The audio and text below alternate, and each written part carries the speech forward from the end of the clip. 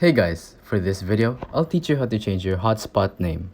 With this tutorial, you're gonna be able to get rid of that old and boring name that you have now.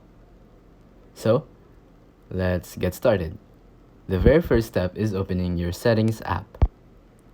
Now that you're here, tap on General. And this tutorial is very simple, so I'd appreciate it if you leave a like or just watch the whole video so you can understand. So the next step is opening About, and it'll give you all the information about your phone. So all you have to do is tap on Name, and then just type whatever name you want. It can be your real name or a nickname or just a random name that you want to use, and it'll show up once you open your hotspot. It's simple as that. If you think this video was helpful, please consider liking, subscribing, and hitting the notification bell. If you have any questions, feel free to comment down